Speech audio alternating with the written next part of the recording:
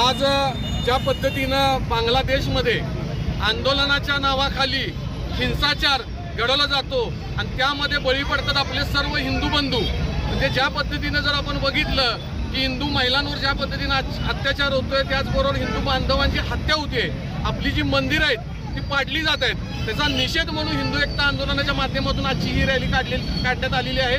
त्याचबरोबर श्रावणी सोमवार म्हणून आपण महादेवाला साकडं घालतोय की बांगलादेशमधील हिंदू सुरक्षित राहावेत आणि त्यांना देवानं बळ द्यावं, जेणेकरून भविष्यातील ज्या अडचणी त्यांना येतील त्याचा सामना त्यांना करता येईल। त्याचबरोबर अखंड महाराष्ट्राबरोबर भारतामधील सर्व हिंदू बांधवांना मी विनंती करतो की ज्या पद्धतीनं पाकिस्तानचं आपण बघतो की ज्या पद्धतीनं पाकिस्तानचा हाल झाला आपल्या हिंदू बांधवांचे, ज्या पद्धतीनं अफगाणिस्तानमध्ये हाल झाले, ज्या पद्धतीनं परवाच बांगलादेशमध्ये हाल झाले, त्या पद्धतीनं भविष्य काळात हिंदुस्थानमध्ये म्हणजेच भारतामध्ये महाराष्ट्रामध्ये अशाच पद्धतीचे हाल आपले होऊ शकतात।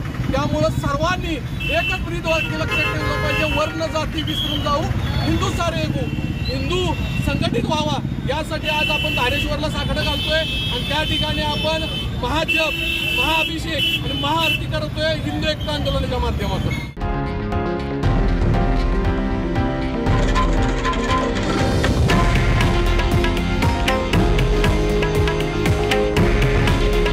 हे आहे देशातील नंबर 1 न्यूज नेटवर्क आणि आपण पाहत आहात TV9 मराठी। काळजी तुमची, हित महाराष्ट्राचं।